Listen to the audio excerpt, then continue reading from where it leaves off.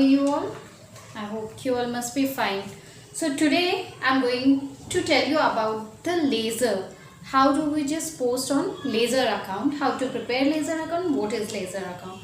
But before that, let's start that what is laser. If before learning what is laser, let's have a look in whatever we have studied about accounting. Accounting के बारे में हमने पढ़ा क्या था, इसमें laser कहाँ से आया, ये हम पहले जानते हैं. तो सबसे पहले स्टार्ट करते हैं. अगर मैं स्टेप्स ऑफ अकाउंटिंग की बात करूँ तो स्टार्टिंग में ही हमने पढ़ा था accounting means identifying the transaction and then recording them and then this steps come that is classifying them.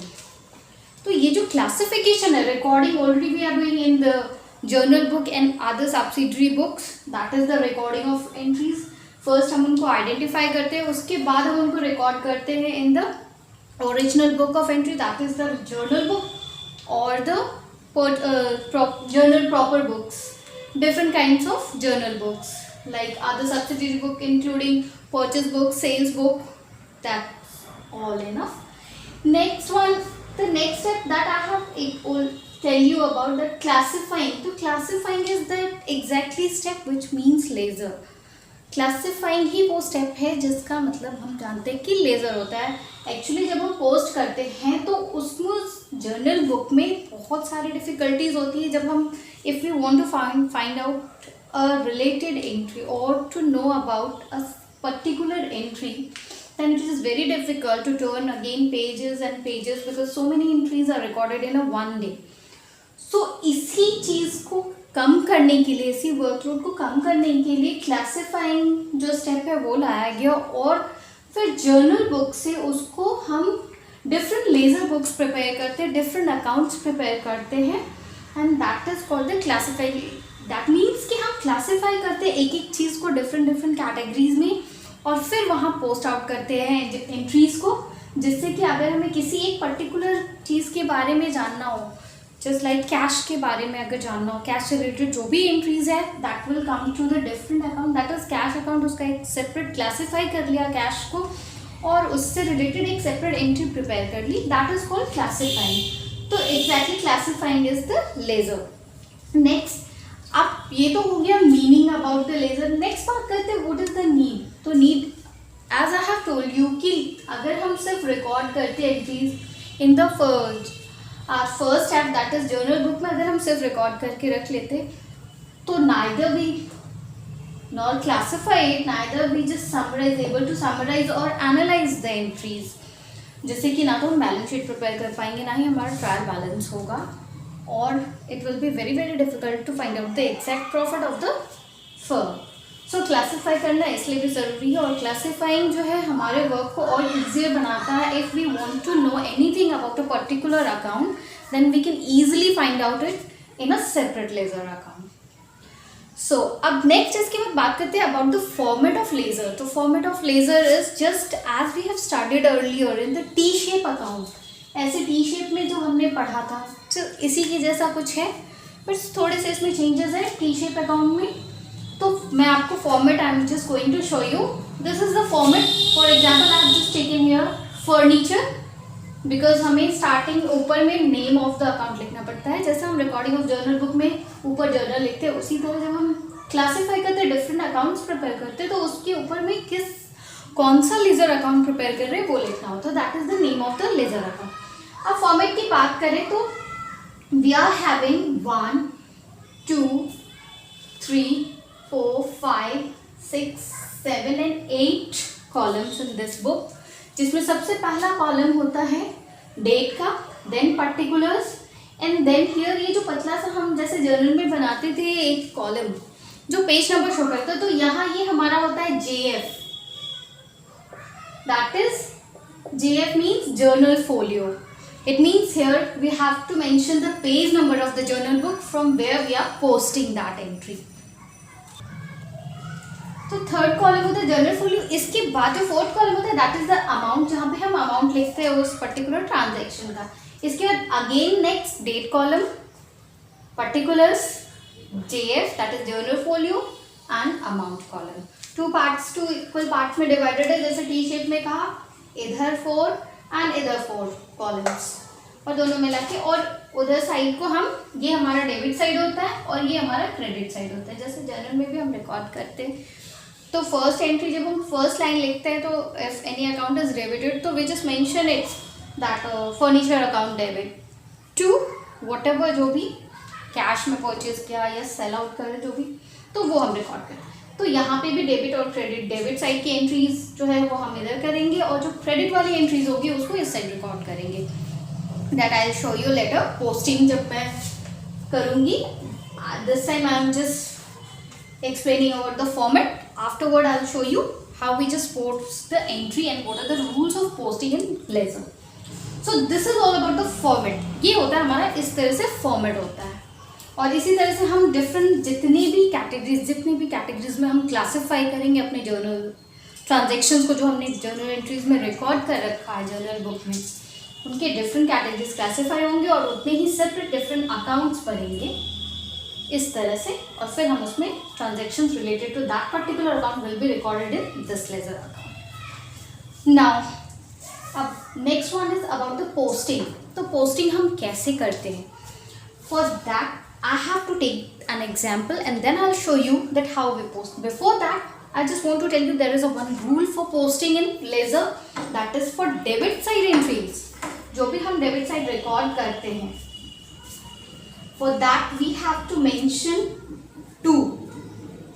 यहाँ हम 2 से डिनोट करेंगे जो भी हम डेबिट साइड रिकॉर्ड करेंगे, और क्रेडिट साइड रिकॉर्ड करने के लिए हमें यहाँ लिखना पड़ेगा by on the credit side. This is the first rule of posting जिसमें हम पोस्ट करते हैं। अब इसके अलावा जो भी हमारी डेबिट की एंट्रीज होंगी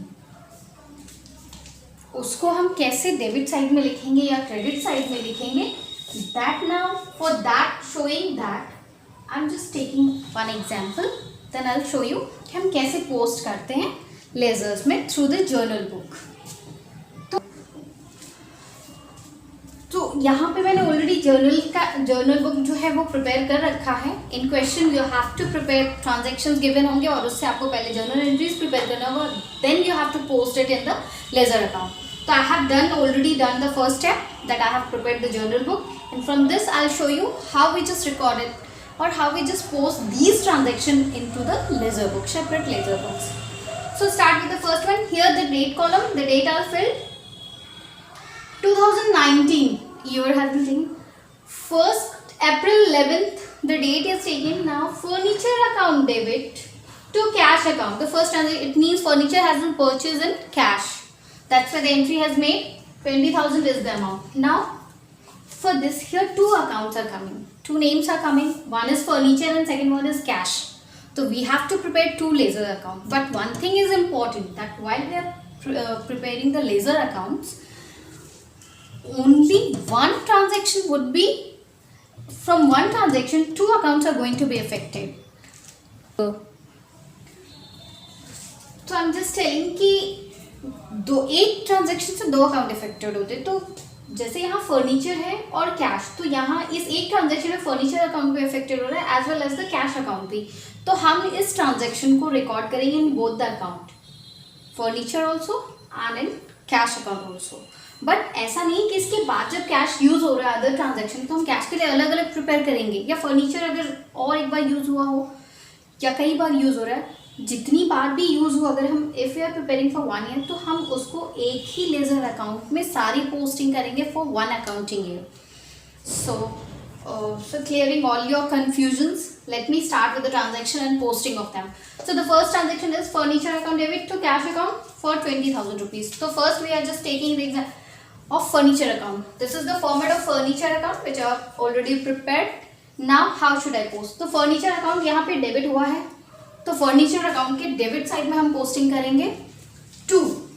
ऑलरेडी जैसे कि अभी मैंने फॉर्मेट में बताया था कि हम डेबिट साइड के लिए 2 लिखते हैं और क्रेडिट साइड के लिए बाय। तो 2 में फर्नीचर अकाउंट डेबिट है, तो फर्नीचर अकाउंट में हम फर्नीचर का नेम नहीं लिखते, वी डोंट राइट इट। हम यहाँ डेबिट में लिखेंगे टू कैश अकाउंट, जिसके थ्रू ये इफेक्टेड हो रहा है वो लिखेंगे। तो to cash account and amount देंगे 20,000। हमने 2 कैश अकाउंट करके लिख दिया। फॉर जो भी लेजर अकाउंट हम प्रिपेयर करते हैं उसमें उसका नेम यूज़ नहीं करते, ऑलरेडी ऊपर में जो नेम है वो इस के अंदर, अकाउंट के अंदर वो नेम नहीं आ सकता है।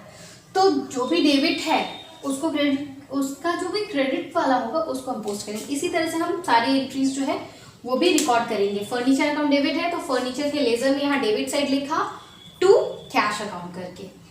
अब यही एंट्री जो कैश भी अफेक्टेड है तो कैश में इसको कैसे करेंगे, तो सबसे पहले हम ये देखते हैं कैश कहाँ है, वो क्रेडिट में है। तो हम कैश अकाउंट, जिसका फॉर्मेट ऑलरेडी मैंने यहाँ बनाया है, इसके क्रेडिट साइड में पोस्टिंग करेंगे। ठीक है, तो पोस्टिंग करने के लिए सबसे पहले तो हम डेट लिखेंगे 2019, it will be written all where. तो 2019 लिखा, यहाँ भी हम डेट मेंशन करेंगे 2019 year and the transaction date April 11, तो अप्रैल 11 लिख दिया यहाँ भी। ये तो हम बाद में जब करेंगे और एंट्री है या नहीं, बट अप्रैल 11 को डेबिट की एंट्री कर दी। अब आते हैं कैश बुक में अप्रैल 11, तो अप्रैल 11 यहाँ लिखा, क्योंकि कैश क्रेडिट में है, फर्नीचर अकाउंट डेबिट हुआ था और कैश अकाउंट क्रेडिट हुआ था, तो हम इसके क्रेडिट साइड में ही इस एंट्री को रिकॉर्ड करेंगे। तो यहाँ बाई हम लिखेंगे क्रेडिट साइड में, और क्योंकि ये कैश अकाउंट बना रहे हैं और क्रेडिट में कैश लिखा तो हम यहाँ कैश नहीं लिख सकते। We will write which account is affecting, that is the furniture, तो by furniture account, this is the rule. ऐसे ही हम करते रहते, जो भी अकाउंट लेजर अकाउंट हम प्रिपेयर करेंगे उसमें उस अकाउंट के अंदर उसका नेम नहीं लिखते, बल्कि वो जिससे अफेक्टेड है वो नेम लिखते हैं। यहाँ cash affected through the furniture, cash पे किया था हमने किस लिए, फर्नीचर परचेज करने के लिए, तो यहाँ पे बाय फर्नीचर अकाउंट लिखेंगे and the amount will be 20,000। तो इस तरह से हमने एक ट्रांजेक्शन को दो जगह रिकॉर्ड किया, furniture as well as cash account में। अब सेकेंड ट्रांजेक्शन की बात करते हैं। Here the second transaction, the date is April 15, purchase account debit to cash account, it means purchase of goods on cash, cash में goods purchase किए गए हैं, तो यहाँ again two accounts are going to be affected, that is purchase account as well as cash account. तो purchase account हमने debit किया है, तो now just come to the record in purchase account. तो परचेज का ledger, here I have prepared purchase ledger account, उसका format मैंने बना लिया है। क्योंकि परचेज अकाउंट डेबिट है तो first just mention the date, that is 2019, सबसे ऊपर हम यहाँ ईयर लिखेंगे 2019। अब डेट लिखेंगे ट्रांजैक्शन का, तो परचेज अकाउंट क्योंकि डेबिट है तो हम परचेज लेजर अकाउंट के डेबिट साइड में यहाँ ट्रांजैक्शन करेंगे एंड डेट विल बी अप्रैल 15। अब रिकॉर्ड करने के लिए यहाँ पे 2 लिखना होगा एंड 2 थ्रू परचेज, किसके थ्रू की, कैश के थ्रू, टू कैश अकाउंट लिखेंगे and the amount will be 50,000। तो ये तो हमारा परचेज अकाउंट में हमने एंट्री कर दी। अब सेकंड जो अकाउंट इफेक्टेड है दैट इज कैश अकाउंट, तो इसको हमें फिर कैश के लेजर में भी करना होगा रिकॉर्ड।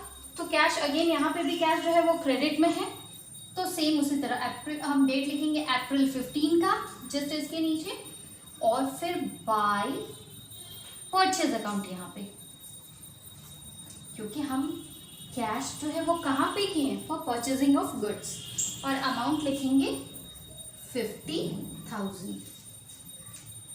अब next entry, that is day is May 1st and the purchase account debit to Mohan garments account.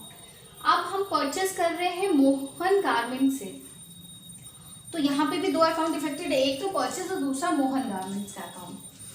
तो परचेज अकाउंट जब हम डेबिट देख रहे हैं, परचेज अकाउंट डेबिट है, तो हम परचेज अकाउंट परचेज के लेजर में इसकी एंट्री करेंगे, तो डेबिट साइड में करेंगे, दैट इज May 1st, हमने डेट लिख दिया May 1st टू किसके थ्रू परचेज कर रहे हैं, मोहन गारमेंट, इट मीन्स ये क्रेडिट परचेज हुआ होगा, तो ये कैश अकाउंट को न इफेक्ट करके मोहन गारमेंट्स के अकाउंट में फिर इसका रिकॉर्ड होगा दूसरा।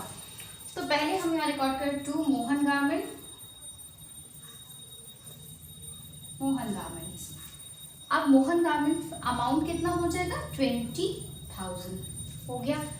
अब इसके बाद दूसरा जो लेजर अकाउंट इफेक्टेड है दैट इज मोहन गारमेंट्स, तो अब हमें मोहन गारमेंट्स का भी एक लेजर अकाउंट प्रिपेयर करना होगा। तो मोहन गारमेंट्स का लेजर अकाउंट मैं प्रिपेयर करती हूँ, here I am just formatting Mohan garment, ये लेजर अकाउंट में प्रिपेयर कर रही हूँ।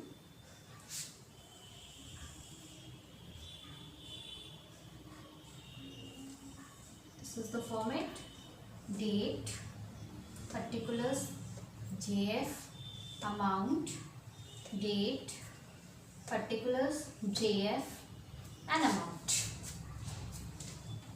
Up this side debit side and this is the credit side.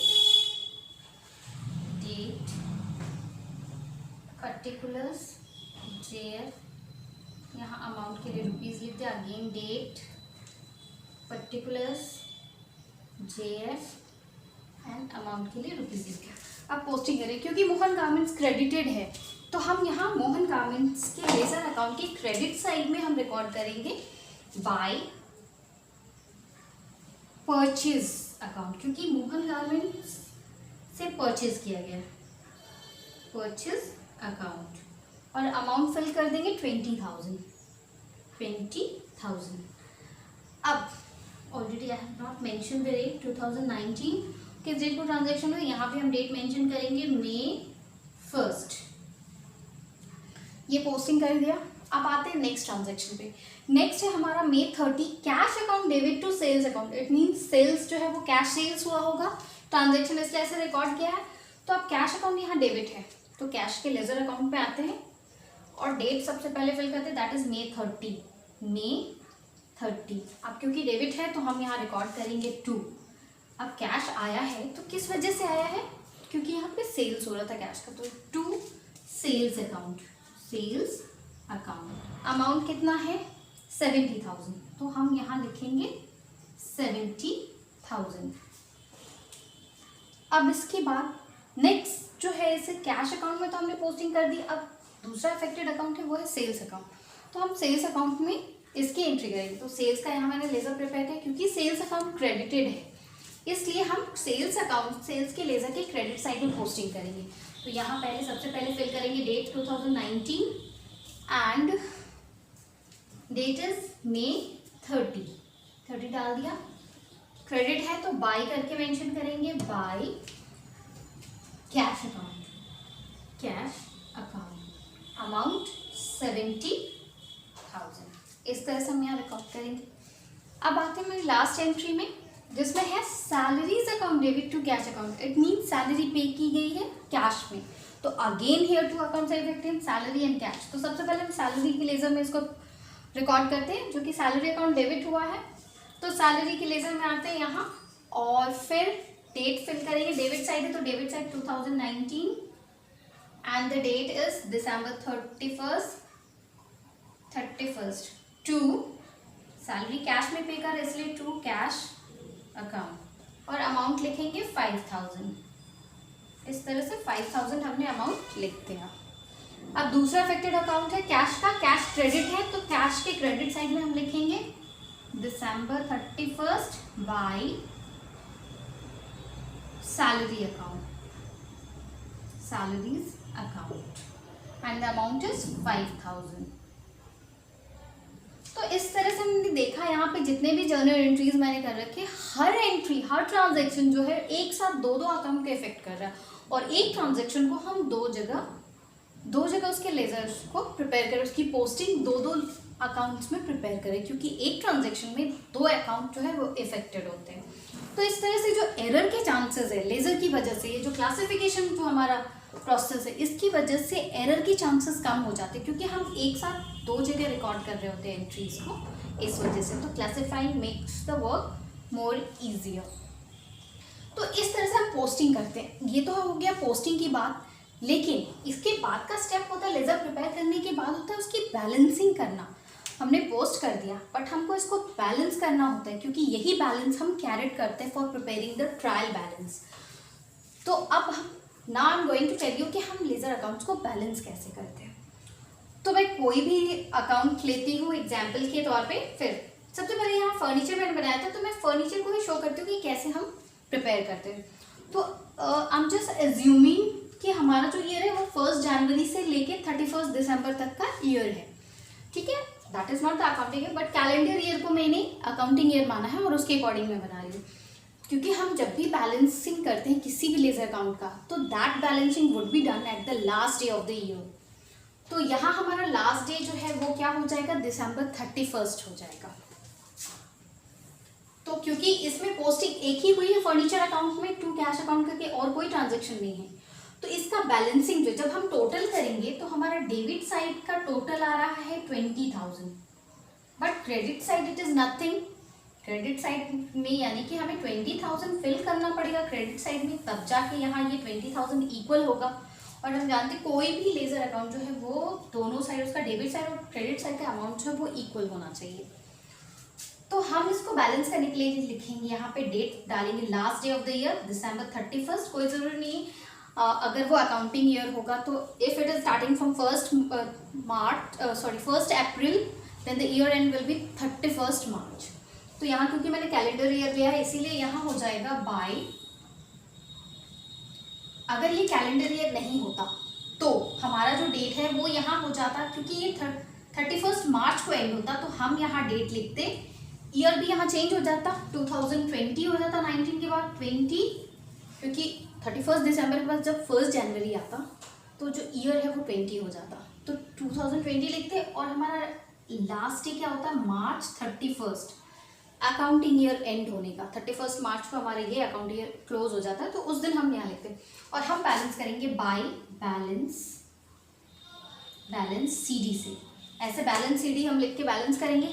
अब जितने अमाउंट से हमारा डेबिट जो है वो बढ़ रहा है क्रेडिट साइड से उतना ही फिर, तो यहाँ 20,000 और यहाँ कुछ भी नहीं, इसीलिए हम पूरा का पूरा 20,000 अमाउंट से हम इसको बैलेंस करेंगे। यहाँ 20,000 लिखेंगे और हमारा टोटल जो है फिर 20,000 बन जाएगा जब हमने बैलेंसिंग फिगर यहाँ पुट कर दिया। अब बैलेंस CD जो है इसको हम कैरी, अभी तो हमने बैलेंस CD लिखा है जिसका मतलब कैरेट डाउन, बैलेंस को हमने कैरेट, अब ब्रॉड फॉरवर्ड करेंगे जब हम नेक्स्ट ईयर का अकाउंटिंग प्रिपेयर या नेक्स्ट मंथ का प्रिपेयर करेंगे। तो if it is for the 1 year तो ये नेक्स्ट ईयर फिर कैरेट फॉरवर्ड होगा और यहाँ हम डेट एक्सटेंड करेंगे, यहाँ लिखेंगे डेट, फिर से डेबिट साइड। अगर बैलेंसिंग हमारा क्रेडिट साइड में है तो वो ब्रॉड फॉरवर्ड होगा डेबिट साइड में 2020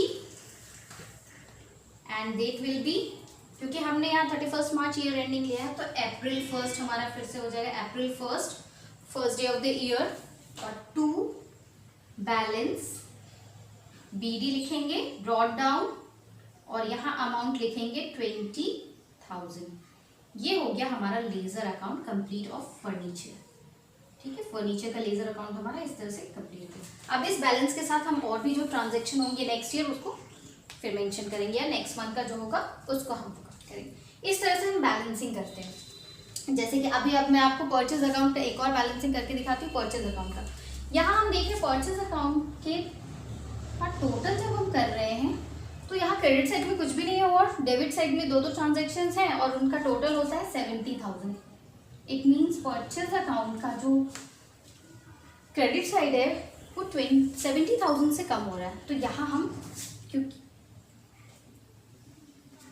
2020 ईयर एंड हो रहा है बाय, यहाँ क्योंकि जब भी हम लिखते हैं तो बाय लिखते हैं, यहाँ डेट लिखेंगे March 31st by balance CD, balance CD से करेंगे और अमाउंट डाल देंगे 70,000 and here the total will become 70,000। और अगेन फिर इसको जब हमें ज़रूरत होगा तो हम यहाँ कैरेट फॉरवर्ड कर देंगे 2020 लिख के 2020 एंड April 1st को फिर से ये बैलेंस जो है वो कैरिड हो जाएगा टू बैलेंस BD और फिर यहाँ हम अमाउंट लिख देंगे 70,000। तो इस तरह से हम बैलेंसिंग करते हैं। एक और बैलेंसिंग करके मैं आपको दिखा देती हूँ कि कैसे बैलेंसिंग करते हैं। जैसे अभी हम कैश अकाउंट की बात करते हैं, कैश अकाउंट का टोटल हमारा जो है, अगर मैं टोटल करूँ यहाँ तो इस साइड का टोटल 70,000 हो रहा है डेबिट साइड का और क्रेडिट साइड का जो टोटल है वो हो रहा है 75,000। इट मीन्स हमारा क्रेडिट साइड बड़ा है तो क्रेडिट साइड जो साइड बड़ा है उसका टोटल हम कर देते हैं 75,000, यहाँ लिख दिया।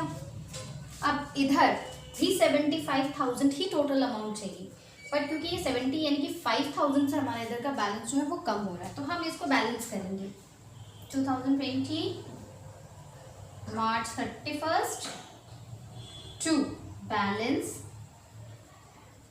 CD। बैलेंस CD हमने इस साइड लिखा क्योंकि यहाँ पे इस साइड कम हो रहा था, डेबिट साइड इसका कम हो रहा था। कितने से कम हो रहा है 5,000 से, तो यहाँ 5,000 अमाउंट लिख देंगे। अब इधर का भी टोटल हमारा हो गया कितना 75,000। तो इस तरह से हम बैलेंसिंग करते हैं of ledger account. So I hope कि now today in today's class you have understood about, आज जो हमने लेज़र के बारे में पढ़ा है कि what is ledger as well as उसकी ज़रूरत क्या है, वो क्यों इम्पोर्टेंट है, एंड देन द फॉर्मेट क्या होता है लेज़र का, वो भी. इसके साथ ही फॉर्मेट के साथ पोस्टिंग कैसे करते हैं लेजर्स अकाउंट में, एज वेल एज उसको लास्ट में एंडिंग में बैलेंस कैसे करते हैं, that all we have studied in this today's class. So I hope that this all topics, whatever I have explained today, must be clear to you. So students, thanks for watching this video. Be safe and healthy at your home and keep on practicing sums related to this, how we just record in LaserBook. Thank you.